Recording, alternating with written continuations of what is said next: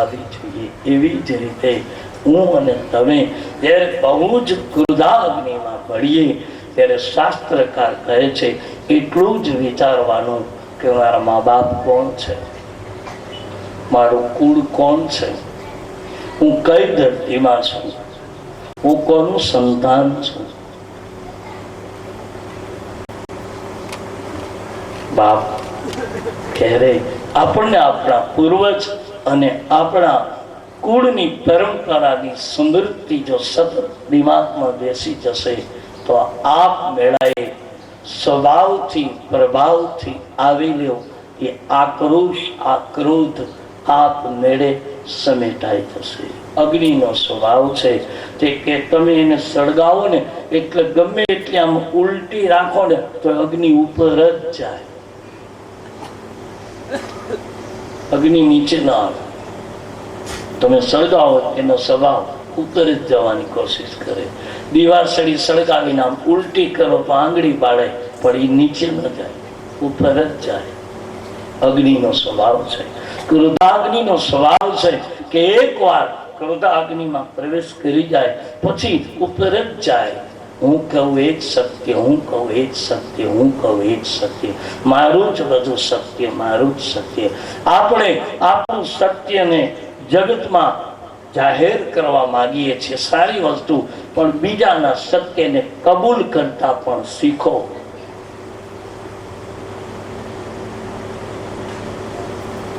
અગ્નિનો સ્વભાવ ઉપર જાય.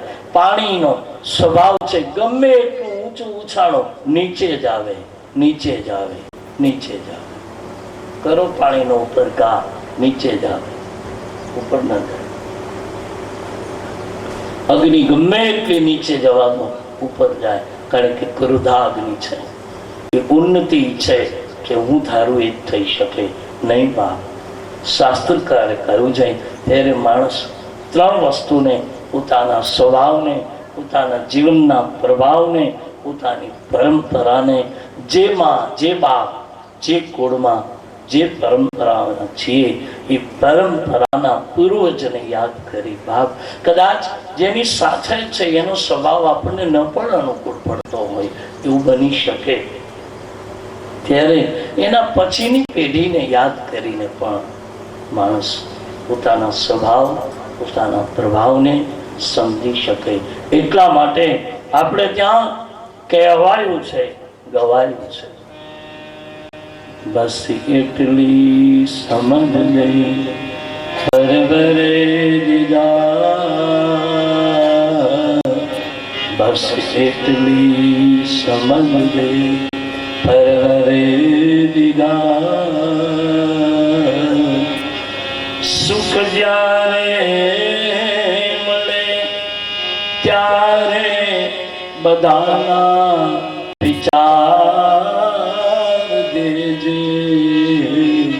સુખ જ્યારે મળે ત્યારે બધાના વિચાર દેજે. બસ એટલી સમજ લે પરવરે દીધા, બસ એટલી સમજ, બસ એટલી સમજ. બાપ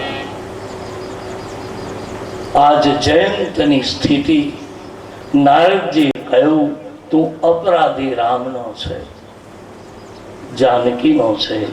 જા તું જયંત પાછો આવ્યો રામની પાસે. પોતાના સ્વભાવ પ્રમાણે જયંત પ્રભુના ચરણમાં પડ્યો. માફ કરજો મહારાજ, મેં તમારી કસોટી કરી, પરીક્ષા કરી. ભગવાને કહ્યું મારી પરીક્ષા નથી કરી જયંતે, તો તે ચાક તો સીતાના ચરણમાં મારી છે, તો તું ત્યાં જા. જયંત જાનકીના ચરણમાં પડ્યો. માં ભગવતી જાનકી જેવો ખોળામાં આવ્યો એટલે જયંતના મસ્તક ઉપર હાથ ફેરવો અને ભગવાને કહ્યું કે બાપ મારો તો સ્વભાવ છે કે એક વચન, એક સ્ત્રી અને એક બાળ, તો કે મારું ચડેલું દાપડાની સળીનું બાણી પાછું ન જાય, એનો ઉપયોગ થવો જ જોઈએ. રામ બાણ ચડાવે ને ચડે એટલે ઉતરે ને, રામ વચન બોલે ને બોલ્યા એટલે બદલે ને. બસ આ રઘુકુળની પરંપરા. એટલે આ બાણ પાછું નહીં જાય. શંકરે કથા કહેતા કહ્યું, ભવાની એક નયન કરી પ્રજા ભવાની, જયંતની કાગડાની ઇન્દ્રના પુત્ર જયંતની ભગવાને એક આંખ ફોડી. હજી આજે આપણે કઈ કાગડાને આંખું બે, રતન એક. આજે કઈ ને કાગડાને આંખું બે છે, રતન એક છે. એક સાથે બે આંખે નથી જોઈ શકતો, જોઈ બે આંખે શકે, પણ આ બાજુ જોવે તો બે આંખનું તેજ આમાં આવે, આ બાજુ જોવે તો બે આંખનું તેજ આમાં આવે. જોઈ બે આંખે શકે કાગડો, પણ એક સાથે બે આંખે ન જોઈ શકે. રતન એક છે. માં ભવાનીએ કહ્યું છે, પ્રભુ જયંતીની આંખ ભગવાને ફોડી. મને ગમતું નથી મહારાજ. ભગવાન તો આંખ આપે, કોઈ દિવસ આંખ ફોડે? આંખ ફોડી? બોલે નહીં. ભવાની શબ્દ સુનો, એક નયન કરી તજા ભવાની. આંખ ફોડી નથી, પણ એક આંખ એને પ્રદાન કરી. જેની બે આંખોમાં ભેદ હતો, જેને સીતા અને રામમાં એને કામ દેખાણો, એ ભેદ હતો. આપણી દ્રષ્ટિમાં ભેદ છે, યાદ રાખના. અને દ્રષ્ટિ એટલે દેખાતી આંખ નહીં, દ્રષ્ટિ એટલે વિચાર. આપણા વિચારમાં ભેદ આવે ને એટલે બહુ જ બધું જુદું દેખાય ને રે ભાઈ બેન.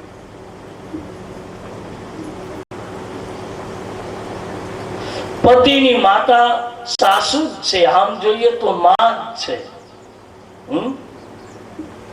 પણ જે જન્મ આપનારી માં છે એવી માં આપણને આ નથી દેખાતી. વિચાર ભેદ છે, બીજો કોઈ અપરાધ નથી. નહીતર જે પતિનું સુખ પ્રાપ્ત થયું છે એ પતિની જ માં છે. આ ન હોત તો આ ભાગ્યનો સિંદૂર ન હોત. આ છે તો આ છે. આ જે ભેદ છે, આ વિચારમાં ભેદતા આવે છે, એ ભેદતાને જો ભૂલી જવાય તો જીવન જીવવા જેવું છે.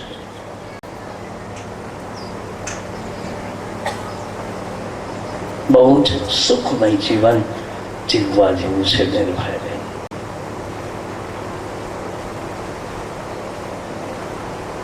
જયંતની એક આંખ ફોડી. ભગવાન ફોડે નહીં, પણ શંકરે કહ્યું એક નયન કરી થજા ભવાની. એને આંખ જ નહોતી. બીજાના સંસારી દાંપત્ય જીવનમાં જેને બીજામાં ભેદ દેખાય એ આંધળો છે. એક આંખ ફોડી. કોઈના શુભ સંકલ્પમાં વિઘ્ન નહીં કરશો બાપ. અને કદાચ શાસ્ત્ર તો ત્યાં સુધી કહે કે એવો ગુરુ કદાચ જો આપણા શુભ કાર્યમાં વિઘ્ન કરતો હોય તો ગુરુ પણ અપરાધી છે. આવો ભાગવતજીનું એક પ્રમાણ આપું કે ગુરુ અપરાધી કેમ. આ બોલવું કઠિન છે. અને હું તો ઘણી વખત અમારા સાધુઓની મંડળીઓની વચ્ચે બોલ્યો છું. કે આપણી સાધુતાને દાખવજો બાપ. સ્પષ્ટ કહે શ્રીમદ ભાગવતજીમાં, જેથી બલિના દરબારમાં હરિ વામન બનીને આવ્યા અને બેઠા. વામન 3 ડગલા ધરતી ખાલી પૂજા માટે માગી કે મને 3 ડગલા ધરતી આપો બલિરાજ.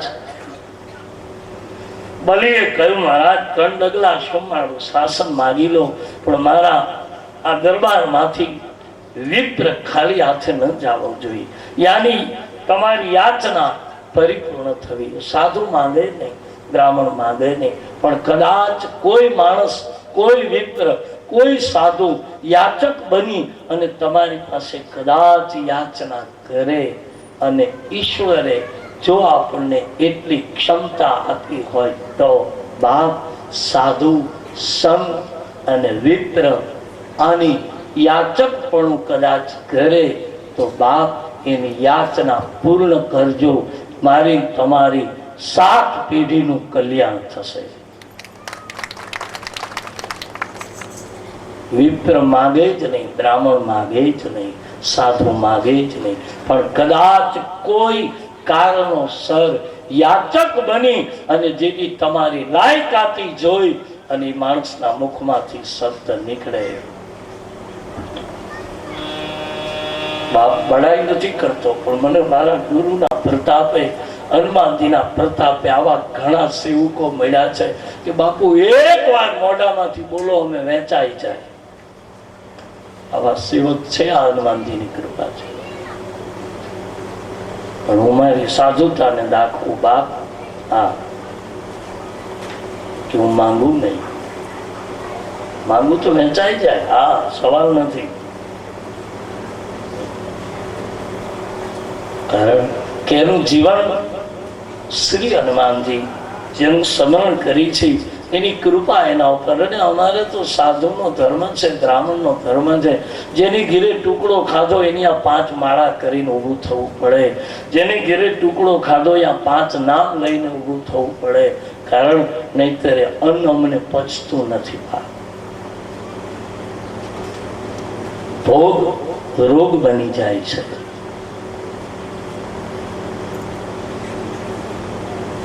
બલિના દરબારમાં યાચક બની અને વામન જેથી આવ્યો તેથી બલિ રાજાએ કહ્યું કે હે વિપ્ર, આજ પહેલી વખત મારે ત્યાં કોઈ બ્રાહ્મણની યાચના કરી છે, માંગો. બલિ કહે શું આપું? ત્યારે કહ્યું પૂજા માટે 3 ડગલા ધરતી જોઈ છે. અને જ્યાં ધરતી આપવાનો નિર્ણય કર્યો તો બાજુમાં ગુરુ શુક્રાચાર્યજી બેઠા. એને કહ્યું, ઓળખી ગયા હતા કે આ ભગવાન છે. 3 ડગલામાં બલિનું બધું લઈ લેશે, એટલે પછી બલિ મને શું આપશે? એવો ગુરુ, સ્વાર્થી ગુરુ જ્યાં આવું બોલ્યા એટલે વિચાર કર્યો કે જો બલિ સંકલ્પ કરશે તો આપી દેશે. એટલે સંકલ્પ કરતા પહેલા જે નાળચામાં સંકલ્પનું જલ આપવું હતું એ નાળચામાં કીડો બનીને શુક્રાચાર્યજી બેસી ગયા કે જળ પડે તો સંકલ્પ થાય ને. બલિના સંકલ્પને દાન આપતા બલિને ગુરુએ રોક્યો. અને લખ્યું છે ભાગવતજીમાં, બલિ ગુરુ તજ્યો. બલિએ ગુરુને તજી દીધા. ગુરુ છોડવા અપરાધ છે. અને બાપ જેનો ગુરુ પેલો હશે એના માટે તો શું કહું. બલિના એ દરબારમાં એને કહે છે કે ભગવાને જલ આપતા રોક્યો શુક્રાચાર્યજી. પછી ત્યાંય દાભડાની સળી આવે છે. દાભડું બધે જ કામ આવે છે. ત્યાં ભગવાન વામન દાભડાની સળી લઈ અને કહે છે બલિ, અત્યારે નાળચામાંથી જળ સંકલ્પ માથે નથી પડતું, માટે નથી પડતું, આમાં કઈ કચરો છે એમ માની અને બલિ રાજાના દરબારમાં વામને દાબડાના સળીથી શુક્રાચાર્યજીની એક આંખ ફોડી. હજી શુક્રાચાર્યજી કાણો છે. પછી તો શુક્રાચાર્યજી બહાર નીકળ્યા, ઓળખી ગયા, ભગવાનને પ્રણામ કર્યા, મને માફ કરો, હું મારા શિષ્યના ગુરુ હતો, છતાંય ભગવાન હતા તો મારે એને ઓળખાવાની જરૂર હતી.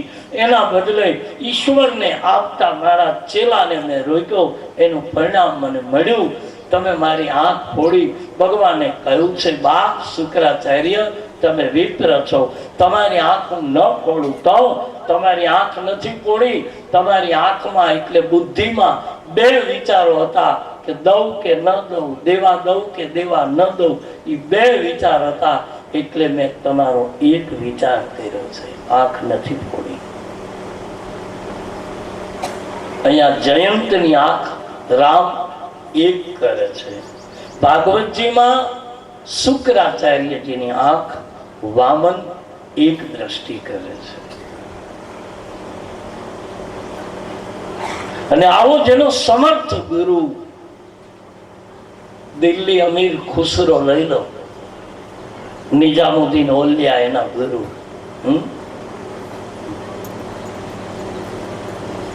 સમર્થ ગુરુ બાપ એનો, અને કહે છે અમીર ખુસરો ગુરુ પાસે રોજ આવે, ગુરુની સેવા કરે.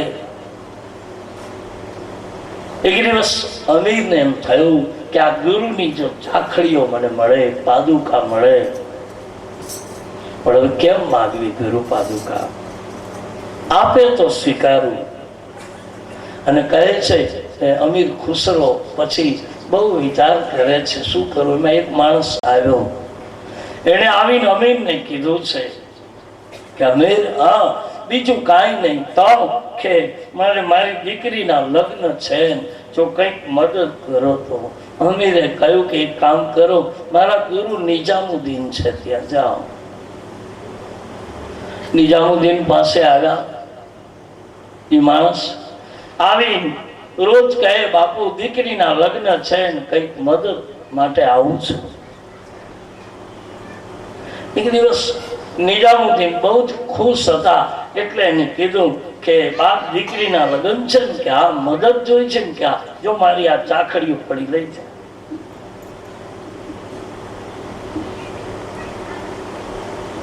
કે બાપુ આને શું કરીશ? કે લઈ જા. શું કરીશ તારે વિચારવાનું. ચાખડીઓ આપી દીધી.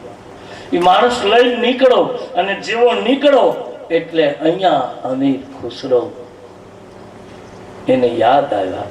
અને અમીર ખુસરો એને સામે મળ્યા. જેવા સામે આવ્યા એટલે સાચો શિષ્ય હોય ને બાપ, એને એની ગુરુની પાદુકાની પણ સુગંધ આવે.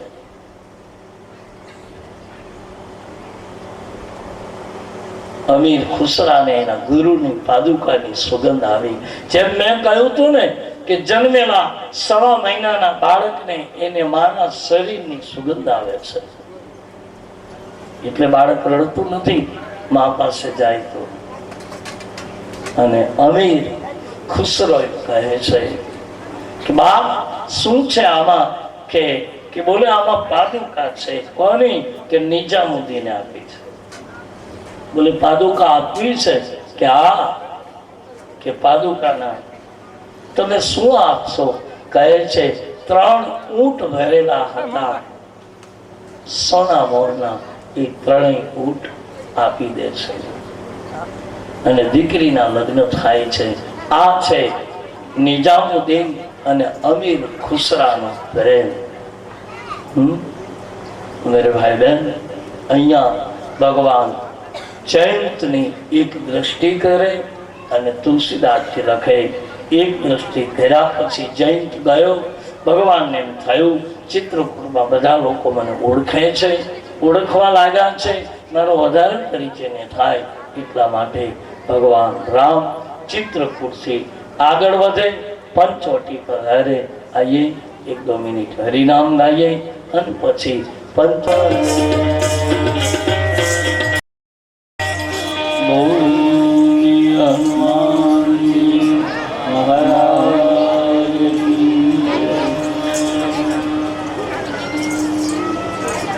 તો ભગવાન રામ ત્યાંથી આગળ વધે. રામ ગયા એ ભીલોને ગમ્યું નથી. ગરીબ ભીલોને રામજી વિદાય આપે છે. ભગવાન રામ આગળ આવ્યા તો સતી અનસૂયા અને અત્રિજીનો આશ્રમ આવે છે.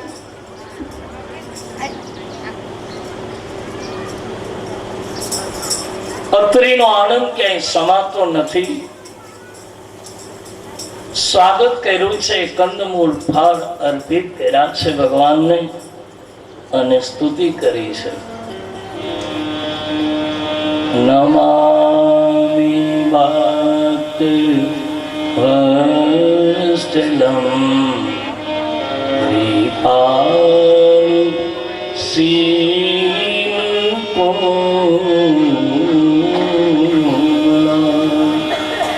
भजामि ते पदाम्बुजं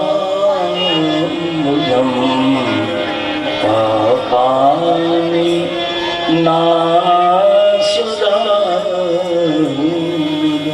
बिल्कुल गामठी संस्कृत છે જે ગામડાઓમાં અમુક પ્રદેશમાં જ્યાં ભાષા જ સંસ્કૃતની છે, જેમ આપણી માતૃભાષા ગુજરાતી છે, રાષ્ટ્રીય ભાષા હિન્દી છે, એમ અમુક પ્રાંતમાં તમે જાઓ તો બે જ ભાષા. અમે રામેશ્વર ડિસ્ટ્રિક્ટમાં હતા, અમે કથા કરી ત્યાં ભગવાન રામેશ્વરજીના બિલકુલ મંદિર સામે સમુદ્રને કિનારે.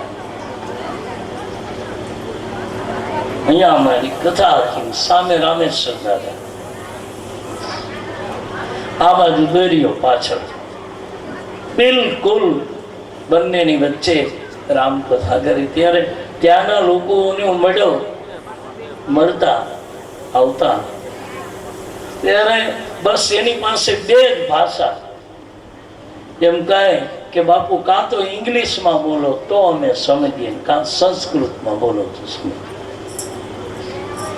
પણ એની સંસ્કૃત કેવી? ગામઠી ભાષા, જેને મારો તુલસીદાસજી ગ્રામ્ય ભાષા કહે છે. લખ્યું છે તુલસીદાસજીએ, નમામિ ભક્તવત્સલમ કૃપાલશીલકોમલમ.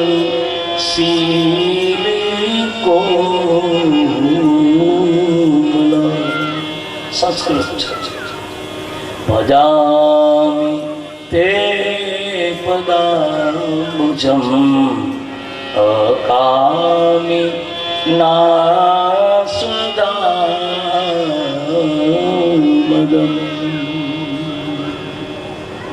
ગામઠી સંસ્કૃતિ. નિકામ શ્યામ સુંદરમ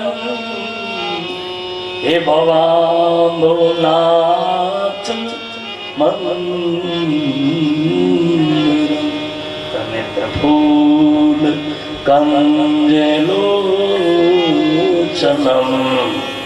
મદાદિ દોષમોચનમ.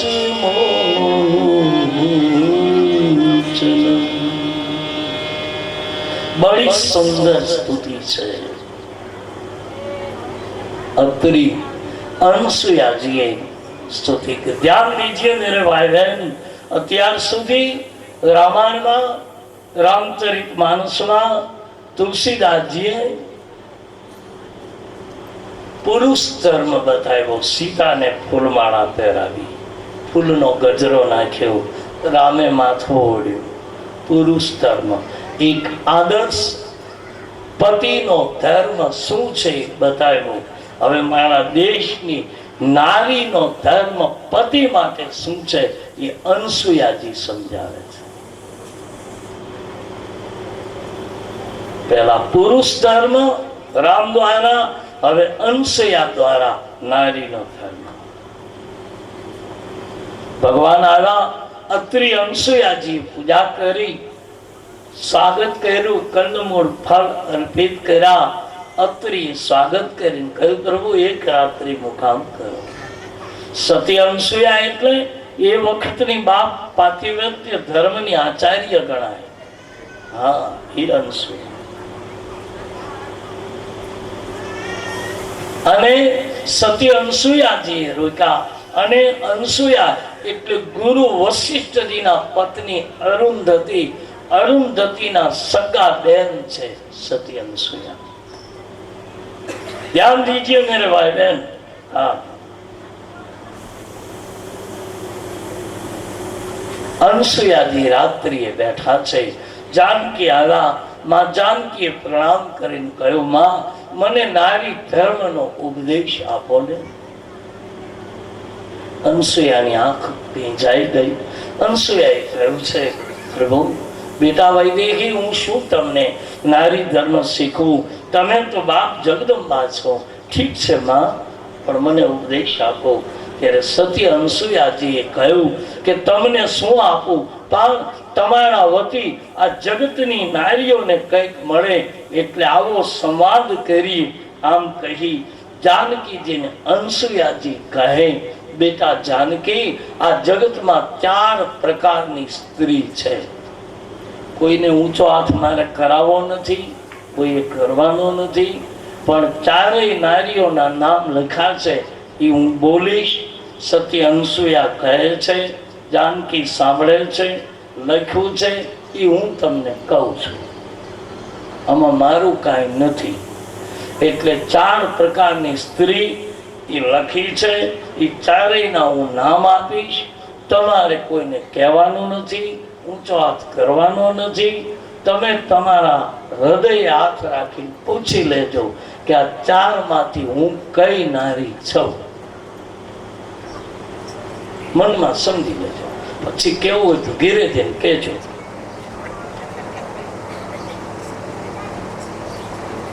પરણેલા હો તો પતિને કહેજો, કુંવારા હો તો મનમાં રાખજો. પણ સતી અનસુયા બોલ્યા છે અદ્ભુત. સતી અનસુયા એટલે જેની પરીક્ષા બ્રહ્મા વિષ્ણુ મહેશે કરી છે. બ્રહ્માની ઈર્ષા થઈ, પાર્વતીને ઈર્ષા થઈ, લક્ષ્મીને ઈર્ષા થઈ. કારણ કે બ્રહ્માએ આવીને કહ્યું કે દુનિયામાં સતી અનસુયા જેવી કોઈ નારી નથી. વિષ્ણુએ કહ્યું, શંકરે કહ્યું. એટલે 3 નારીઓએ કહ્યું છે કે અમે એમ ન માનીએ, તમારા પુરુષનો સ્વભાવ છે કે તમે પર સ્ત્રીના વખાણ કરો જ, તો કે તમે જાઓ અને પરીક્ષા કરો, અને એમાં જો સતી અનસુયા ઉત્તીર્ણ થાય તો અમે માની. અને કહેવાયું છે સતી અનસુયાની દ્વાર રે આયા બ્રહ્મા વિષ્ણુ. 3 આવ્યા છે, અને 3 એની પરીક્ષા કરી. પછી તો ભિક્ષા માંગી, વસ્ત્ર વિના ભિક્ષા આપો. અને અનસુયાજી પોતાના સતને ધર્મને પાળવા માટે પારણિયામાં સૂતેલા 3 બાળક બનાવી અને પછી ભિક્ષા આપે છે. સતી અનસુયા, અત્રિ એના પતિ છે. અત્રિ એક દિવસ કહ્યું તો અનસુયા, મને બહુ જ પ્યાસ લાગી છે, મારે 2 તકલીફ પડે છે. અનસુયા, તમે સતી જો, કઈ થાય તો ઉપાય કરો ના દેવી. શું? કે મને 2 પ્રકારની તકલીફ છે. ઓ મારા પતિને કસોટી એ મારી કસોટી છે. બોલી મહારાજ. શું? કે એક તો મારે સ્નાન કરવું હોય ત્યારે મારી પાસે જળ નથી. એક ખોબા પાણીમાં જળ સ્નાન કરું છું.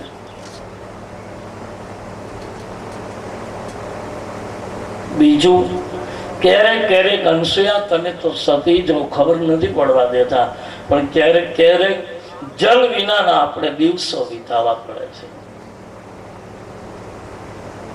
તો કે જળની વ્યવસ્થા કરો. અને સતી અનસુયા ગાઢ જંગલમાં જાય છે. બાપ જેનો પાતિવ્રત્ય ધર્મ બરાબર હશે ને, તો એને તાકાત નથી દુનિયામાં કોઈ પુરુષની કે તમારી સામે દ્રષ્ટિ કરી શકે. કોની તાકાત છે? આંખ ન આપી શકે તમને બાપ. ત્યાં તો એના વિચારો બદલી જાય. એકલા ગાઢ જંગલમાં સતી અનસુયા ગયા. બહુ જ જંગલમાં પાણી માટે ગુમ્યા, મળ્યું નહીં. અનસુયાને થયું કે આજ પહેલી વખત પતિના વચનને કદાચ હું એના વચનનું ઉલ્લંઘન કરે. અને બાપ, પાતિવ્રત્ય ધર્મ જેને પાળવો છે, પતિનું કોઈ પણ વચન હોય અનાદર ન કરીએ, અપરાધ ન કરીએ. અનસુયાજીએ કહ્યું ગાઢ જંગલમાં એકલા છે, જળ વિના હું પાછી જાઉં છું. એ વખતે સતી અનસૂયા એક ધૂળની ચપટી હાથમાં લીધી. પંચવટી અને ચિત્રકૂટની વચ્ચે દંડક વનમાં ભટકે છે બાપ અનસૂયા. હાથમાં ધૂળની ચપટી લઈ અનસૂયાએ કહ્યું, મારો પાતિવ્રત્ય ધર્મ જો અખંડ હોય તો એ બાપ જેમ ભગીરથનું કુળ ખલાસ થઈ ગયું અને ગંગા આવી, એમ મારું પાતિવ્રત ધર્મ હોય તો મારા સાડીના છેડામાં મંદાકિની રૂપી ગંગા પ્રગટ થાવ.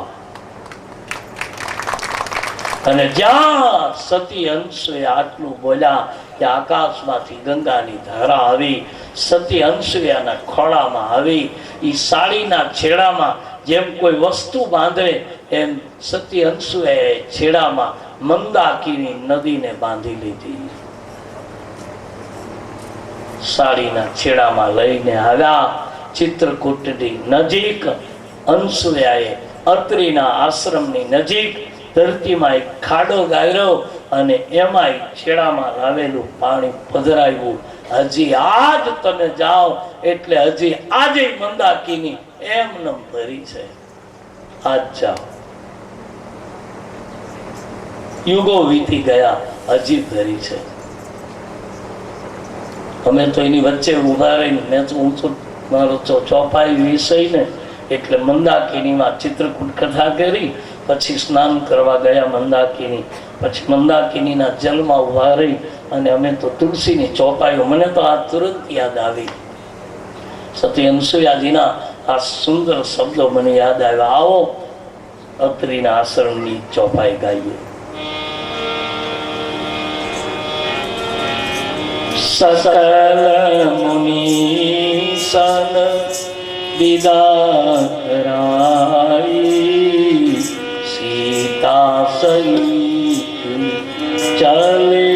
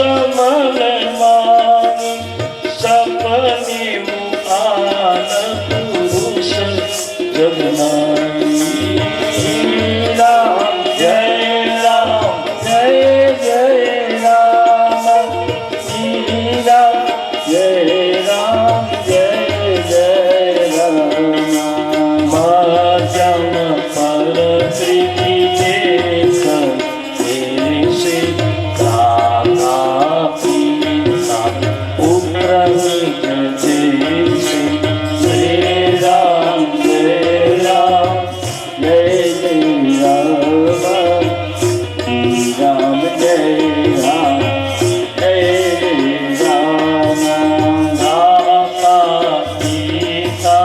પુત્રની દેશે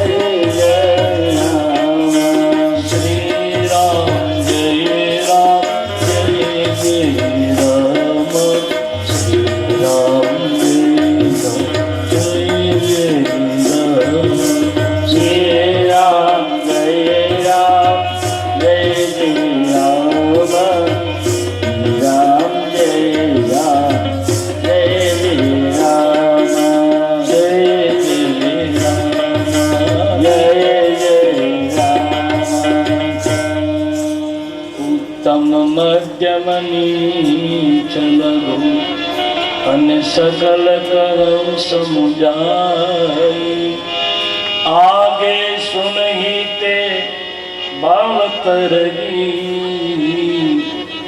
સુનસિયા ચિતલા અંશુયાએ કહ્યું, જાનકી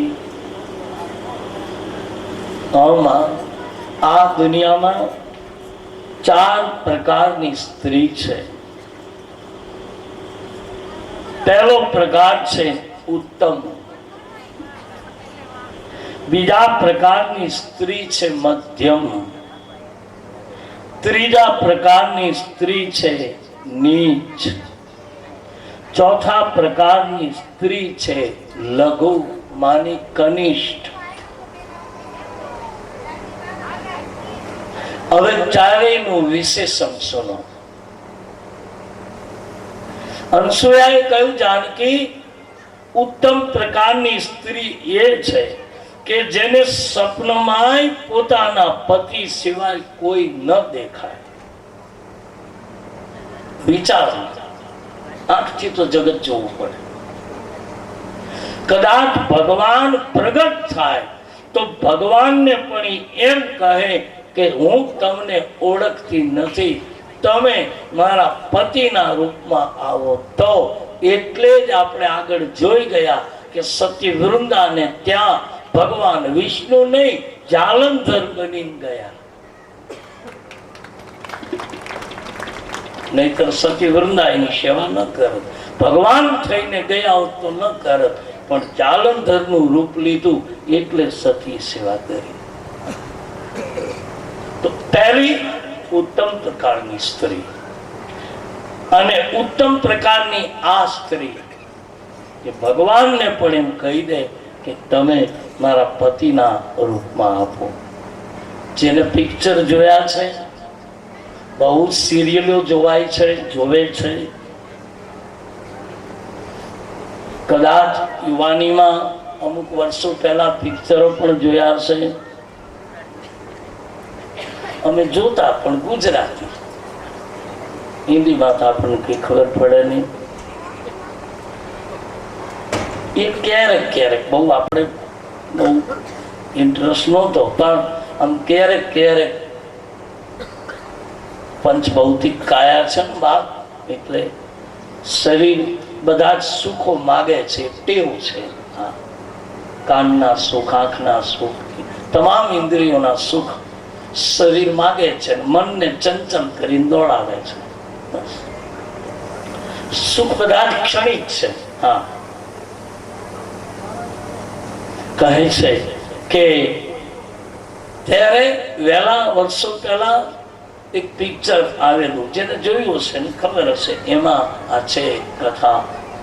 આપણે તો પિક્ચરમાં શુભ લઈ લેવું, અને છોકરાઓને જોવું હોય ને તો લઈ જવા, આપણે ભેળું જાવું, એમ કે બાપુજી દાદા અમને લઈ જાઓ, તો દાદાને ભેળું જવાય, ફિલ્મ જોવાય જવાય, એમાં બેસાય, છોકરા પિક્ચર જો, ને આપણે બેઠા બેઠા માળા કરી, અંધારામાં કોણ દેખાય કે તમે શું કરો છો?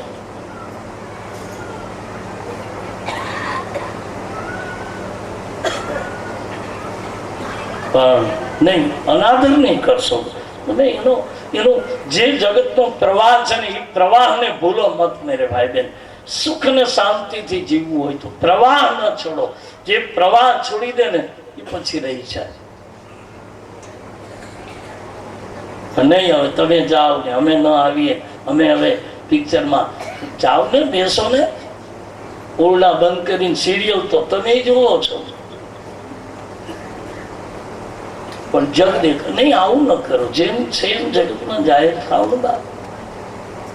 તો પેલા પિક્ચર આવતું લેલા મજનુ. મજનુ બડા ફકીર થા, બહુ જ મોટો લૈલાની સાથે બહુ જ ગાઢ સંબંધ. મારે જે ઉત્તમ પ્રકારની નારી છે એની સાથે રામાયણમાં જોડવું છે, એટલે આપની સામે કહું છું.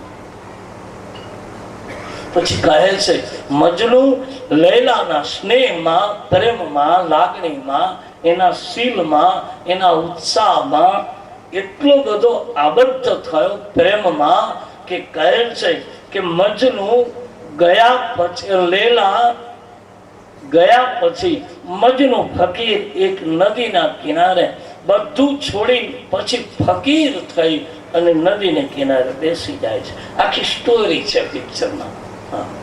આપણે જોઈ નથી, પણ મેં સાંભળ્યું છે એટલે મને ગ્રહણ બહુ થયું. ગમે તેવો માણસ બોલે ને હું બહુ ધ્યાનથી સાંભળું, કારણ કે એમાંથી આપણને કંઈક મળે. 70 વર્ષનો બોલતો હોય ને તો સાંભળીએ, એમાંથી કંઈક મળે. આપણને શુભ લાગે એટલું લેવું, બીજું મૂકી દેવું. ભલે નહીં ગમે તે બોલ્યા, આપણને શું તકલીફ છે?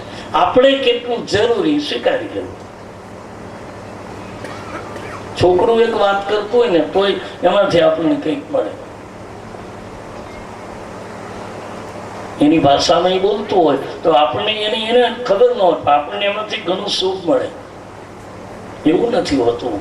કારણ કે દત્તાત્રેય એમ કહ્યું છે કે 24 પ્રકારના ગુરુ, દત્તાત્રેય 24 પ્રકારના ગુરુ. એને કૂતરાને ગુરુ બનાવ્યો, ગધેડાને ગુરુ બનાવ્યો. જો કાલે અમે જતા હતા વાંચરા દાદાએ, એક ગુરખડ આડું પડ્યું તો એને નક્કી જ કર્યું કે ગાડી નહીં નીકળવા નથી દેવી અને મારે આડું ઉતરવું જ છે, અને ઉતર્યું. ત્યારે આપણને આમ એક ગધેડામાંથી, એક ઘુરખોળમાંથી પણ આપણને કંઈક મળી જાય લેવું હોય તો. ત્યારે એમ થયું, એને મેં દોડતા ગાડીને આડું ઉતરતું જોયું, ત્યારે મને એમ થયું કે ઈશ્વર તરફ જેથી ગતિ કરીને તેથી આવી કરાય કે એક બાજુ મોત દોડ્યું આવે છે તોય ઉતરી જાઓ. ગધેડું જો તમારે જોતી હોય તો શિક્ષા આપી જાય, પણ ગતિ ક્યાં છે એના ઉપર આપણે કેન્દ્રિત છીએ. એક ગધેડું હતું. લો, મને વિચાર આવ્યો ગાડીમાં બેઠા બેઠા કે આ જેમ ગયું આવી ગતિથી માણસ, નહીતર ખબર છે કે આ ગાડીમાં હું અડી જાઉં તો ભટકાઈ જાઉં, વાગી જાય, મરી પણ જાય, આપણે કંઈક બને. પણ એ મોત લાગે તો લાગે, પણ છતાંય નીકળી ગઈ. તો લૈલા મજનુ ફકીર નદીને કિનારે. લૈલા ગયા પછી આખી સ્ટોરી પિક્ચરની ત્યાં બેઠો છે, અને પછી તો એક જ વાત એને સમજાણી કે દુનિયામાં બસ લૈલા નથી તો કંઈ નથી. બસ હવે જીવવું છે. જો અપમૃત્યુ કરીશ તો કદાચ મારી સદગતિ નહીં થાય, એટલે આપઘાત કે અપમૃત્યુ પણ નથી કરવો. જીવવું છે. પણ હવે જે બંદગી, જે જિંદગી લૈલાને આપી હતી એ જિંદગી હવે બંદગીમાં પરિવર્તિત કરું. જિંદગી લૈલા તો લઈને જતી રહી છે, પણ જિંદગીને બંદગીમાં પરિવર્તિત કરી અને બસ હવે ખુદાની બંદગી કરું. અને રસૂલ અલ્લાહ અલ્લાહ અલ્લાહ અલ્લાહ અલ્લાહ કરી અને ફકીર નદીને કિનારે ભેળ્યો છે. બન્યું એવું કે એટલે એને બંદગી કરી ભાવથી કે ઉપરથી ખુદાના ફરિશ્તાઓ આવ્યા. જેમ આપણે વૈકુંઠના દૂતો આવે એમ ખુદાના ફરિશ્તાઓ આવ્યા. આવી આખી સ્ટોરી પિક્ચરમાં આવે છે. મને બરાબર મેં સાંભળી છે, યાદ છે મને, એટલે વર્ષો પહેલા, ખબર નહીં ક્યારે સાંભળી, પણ યાદ છે ચોક્કસ.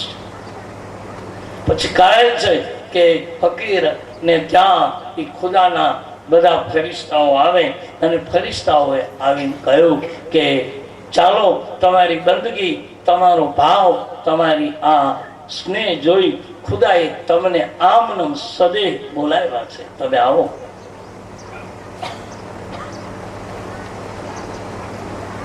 મજનુ ફકીર ના પાડે છે. કેમ?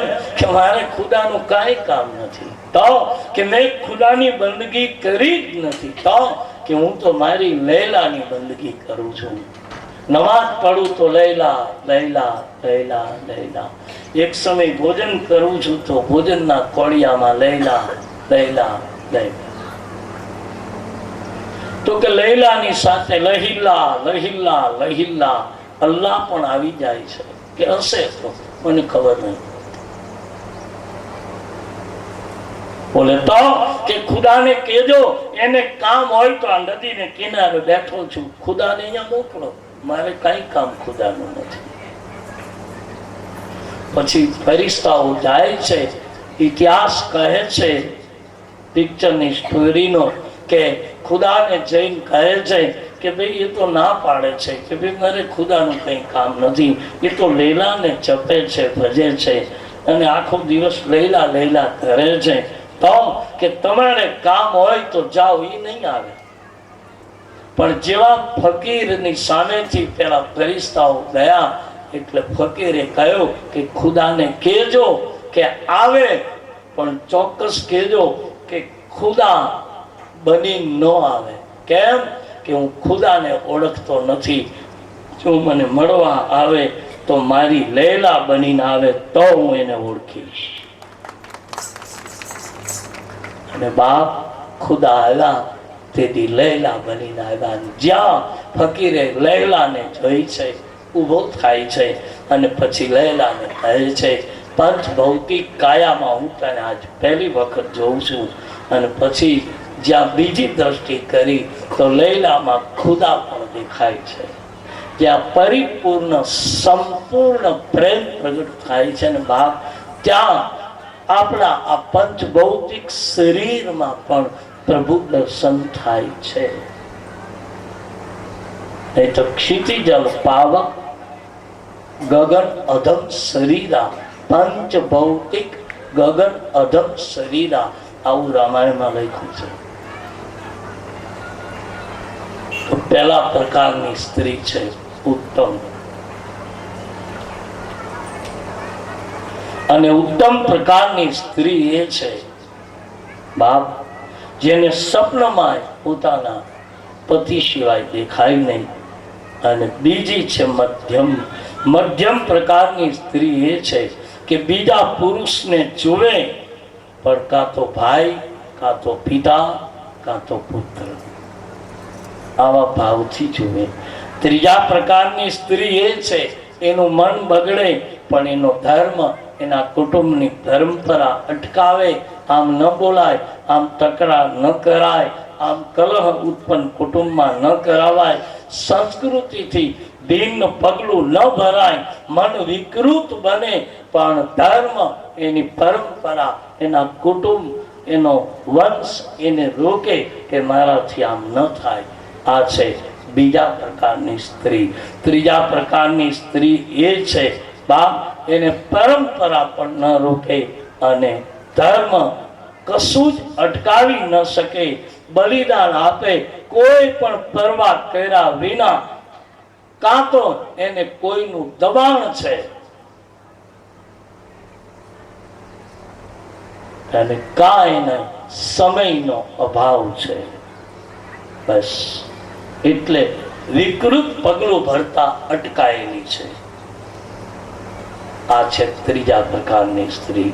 ચોથા પ્રકારની સ્ત્રી છે એને કોઈ પણ દબાણ, ધર્મ, કુળ, પરંપરા કંઈ પણ આડું આવતું નથી અને વિકૃત પગલું ભરતા એને જરા પણ સંકોચ થતો નથી. આ ચાર પ્રકારની સ્ત્રી છે. સોનૈયું સિંહ ચિત્ત લાઈ, હે જાનકી બાપ આ 4 પ્રકારની સ્ત્રી છે, ઉત્તમ, મધ્યમ, નીચ, કનિષ્ઠ. આટલું કયું અનસુયાએ રાત્રિ પૂરી થઈ. બીજા દિવસની સવારે માં અનસુયાજીને સીતાને વસ્ત્ર અલંકાર આપ્યા છે, દિવ્ય વસ્ત્ર અલંકાર. કેવા કે જાનકી આભૂષણ વસ્ત્ર પહેરા અનસુયાના આશ્રમમાંથી 14 વર્ષ વનમાંથી પાછા જઈને આવ્યા ત્યાં સુધી ન વસ્ત્ર બદલવું પડ્યું, ન વસ્ત્રને ધોવું પડ્યું, ન આભૂષણને કંઈ કરવું પડે. રોજ વસ્ત્ર આભૂષણ સતી અનસુયાના હાથના આપેલા આભૂષણો રોજ દિવ્ય ભવ્ય અને નવા રહ્યા. એક જ વસ્ત્રો રહ્યા જાનકીના 14 વર્ષ સુધી.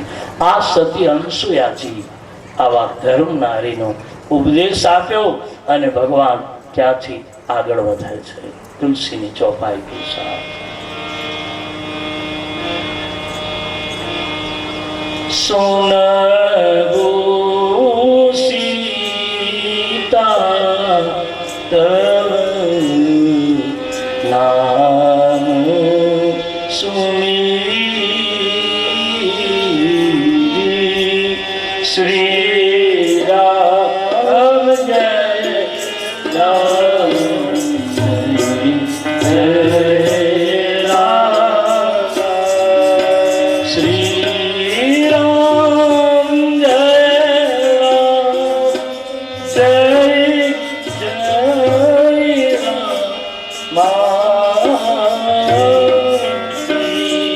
રામ. ભગવાન ત્યાંથી આગળ ગયા.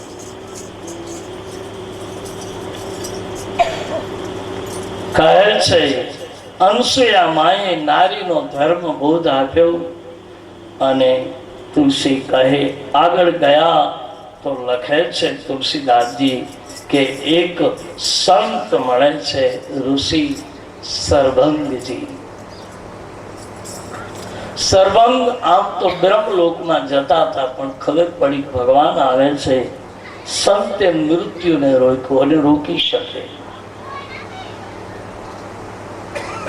માં અમરમાની જગ્યામાં દેવીદાસ બાપુએ અમરમાને કહ્યું હતું, બેટા અમર, બાપુ સમય પૂરો થવા આવ્યો છે બાપ. તો કે બેટા હવે આ પૃથ્વીમાં સમય પૂરો થવા આવ્યો છે અને બેટા હવે જાવું છે બાપ સદા. તેથી અમરમાં એટલું કહ્યું હતું બાપુ, હા થોડોક સમય રોકાઈ જાઓ ને. કે બેટા તો કે બાપુ મારે થોડુંક પૂછવું છે તમને. બહુ અદભુત વાત આવી, પૂછો ત્યારે ક્યાંક ઠેકાણે પૂછજો, નહીં તો ભૂલા પડી જવાશે. કારણ કે જો તમારા મનને કેવલ ગમતો જ કદાચ રસ્તો બતાવશે તો આખરે પરિણામ સારું નહીં પણ હોય. એટલે પૂછો ત્યારે બહુ જ સમજી વિચારીને બાપ એવા વ્યક્તિને પૂછજો કે આપણું જીવન કંઈક ઠીક કરી શકાય. ક્યાં ત્યાં જીવનના માર્ગો ન પૂછાય. અમરમાએ કહ્યું બાપુ મારે થોડુંક પૂછવું છે. માં અમરમાં ઘણી આધ્યાત્મિક જીવનની વાતો પણ પૂછે અને સંત દેવીદાસ બાપુ એને સમજાવે, કહે અને પછી 1 મહિનો મૃત્યુને રોક્યું. મારે મૂળ કેવું છે સંતો મૃત્યુને રોકી શકે એ નવાઈ નથી. આપણા માટે આશ્ચર્ય લાગે, બાકી સંતો માટે નવાઈ નથી. જે પહોંચી ગયેલા પુરુષો છે એની તો સામે મૃત્યુ વાતો કરે. ખબર પડી સરભંગ ને રામ આવે, મૃત્યુને રોક્યા. ભગવાન મળ્યા છે. કહ્યું કે હું આપ તો પ્રભુ વિરંચીના ધામમાં જવા માંગતો હતો, પણ સાંભળ્યું કે પ્રભુ તમે આવ્યા છો ભગવાનને મળ્યા. સર્વંગને ભગવાને કહ્યું માંગો. સર્વંગે કહ્યું પ્રભુ કાંઈ જોઈતું નથી, મને ભેદ ભક્તિ આપો. કેવી ભક્તિ? ભેદ ભક્તિ. કે જે ભક્તિ માં મને કોઈ દિવસ જે ભજન કરવું છે એમાં બીજી વાત ન આવી જોઈએ. ભક્તિ આપણે બધા માંગીએ પણ ભેદ ભક્તિ કોઈ નથી માંગતું. એ તો કીર્તને કરવા છે, પછી નિંદાય કરવી છે, ભજને કરવું છે, પાછી કોઈની ઈર્ષાઈ કરવી છે. ભેદ ભક્તિ માગી અને પછી સાધુ સંતો ભેગા થયા છે. હાડકાના ટુકડાઓને જોયા છે. રામજીને પૂછ્યું છે ભગવાને કે આટલા બધા ટુકડાઓ શેના પડ્યા છે? ભગવાને સર્વંગે કહ્યું પ્રભુ રાક્ષસોએ અનેક સંતોને માર્યા છે. ભગવાને પ્રતિજ્ઞા લીધી કે 2 હાથ ઊંચા કરીને પ્રતિજ્ઞા લઉં છું કે આજથી આ પૃથ્વીને રાક્ષસ વિનાની કરીને જઈશ. બસ આટલું કહ્યું. આગળ ગયા તો અગસ્ત્યજીના શિષ્ય સુતીક્ષણજી મળ્યા. અતિ પ્રેમી ભગવાન એને મળ્યા. સુતીક્ષણજીને કહ્યું માંગો, શું આપું? કહ્યું મારા ગુરુ અગસ્ત્યજી છે, એની પાસેથી મેં ઘણું પ્રાપ્ત કર્યું છે આત્મજ્ઞાન. આપ મારી સાથે આવો, મારા ગુરુને હું દર્શન કરાવું. જેમ વચ્ચે મેં મહારાષ્ટ્રની કથા કહી હતી, પેલા અઢિયાએ ગુરુને દર્શન કરાવ્યા, એમ અહીંયા અગસ્ત્યજીના શિષ્ય સુતીક્ષણેના ગુરુને રામ દર્શન કરાવ્યા. આ ગુરુ દક્ષિણા આપી. ત્યાંથી ભગવાન આગળ ગયા. અગસ્ત્યજીને ભગવાન રામે રાક્ષસોને મારવાનો મંત્ર પૂછ્યો. મંત્ર રામાયણમાં લખ્યો નથી, પણ અગસ્ત્યજી મંત્ર આપ્યો. કયો મંત્ર આપ્યો? રામાયણમાં નથી. સંતો કહે છે અગસ્ત્યજીએ મંત્ર એ આપ્યો, હે પ્રભુ આપ અહીંથી આગળ જાઓ, દંડક વન આવશે, શુષ્ક વન છે, તે ઋષિ ગૌતમનો શ્રાપ હતો અને શ્રાપના કારણે વૃક્ષો બધા સુકાઈ ગયા છે. આપ અહીંથી આગળ જાઓ, ત્યાં દંડક વન આવશે, પંચવટી આવશે, 5 વૃક્ષોની છાયા છે, ત્યાં આપ રોકાઈજો મહારાજ. અને આપ ત્યાં ગયા પછી તમારી સીતાનું અપહરણ કરાવજો. સીતાના અપહરણ પછી રાવણનું મૃત્યુ થશે. એટલે મંત્ર એ આપ્યો કે તમારી સીતાને, હવે મૂળ સીતાને અગ્નિમાં સમાવજો, છાયા રૂપી માયા રૂપી સીતા રાખજો, એટલે રાવણની ગતિ થશે. આવો ગુપ્ત મંત્ર અગસ્ત્યજી આપ્યો. ભગવાન આગળ ગયા અને જ્યાં આગળ આવ્યા તો પંચવટીમાં ભગવાન પધારે છે. પંચવટીમાં રામ આવે. કુટિયા 2 તૈયાર કરી, સીતારામજી માટે, લક્ષ્મણજી માટે તિલક કુટિયા. સીતા રામ લક્ષ્મણ ત્રણે બેઠા છે. પંચવટીમાં બેઠા. ભગવાન એક દિવસ સુખ આસને બેઠા. ત્યાં પણ લખ્યું છે રામાયણમાં કે એકવાર રામ સુખાસન લઈને બેઠા. જે સવારે કહી હતી એ જ કથા પાછી એકવાર રામ બેઠા. એકવાર બેઠા એટલે પાછી કથા રવાની થઈ. પ્રસંગે નીકળો. લક્ષ્મણ રાજી થયા. લક્ષ્મણે પૂછ્યું મોટા ભાઈ આજ તમે બહુ ખુશ છો? મારા મનમાં 5 પ્રશ્નો છે, જો તમે કહેતા હો તો પૂછું. તમે આજ બહુ જ ખુશ છો. અને ભગવાન રામને લક્ષ્મણ પ્રશ્ન પૂછે, પણ તુલસીએ લખ્યું છે અહીંયા પણ રામ એકવાર સુખાસન બેઠા છે. એક બાર પ્રભુ સુખ આસીના, એક બાર પ્રભુ એ સુખ રે આસીના, લક્ષી મન બાચા કહે ચરૈના. શ્રી રામ જય રામ જય જય ભગવાન રામ સુખ આસને બેઠા, લક્ષ્મણ 5 પ્રશ્નો કરે છે. પહેલો પૂછું, મોટા ભાઈ, हाँ બહુ અદભુત પ્રશ્નો છો મેરે ભાઈ બહેન, ધ્યાન से सुनना. આ તમે બરાબર સાંભળશો ને સુખથી તો કોઈને કાંઈ પૂછવું નહીં પડે, લગભગ તમારા જવાબ બધા આવી જાય. અને આવી જ જાય, પણ કાં તો આપણે જવાબ આવ્યો ત્યારે હાજર નથી, અને કાં તો આપણે છે અહીંયા પણ મન ખેતર છે, વાળીએ છે નથી. ઘણી વખત આપણે હાજર બેઠા હોય ને વાત કરતો હોય તોય આપણને ખબર ન હોય શું કીધું એને, સાંભળ્યું હોય.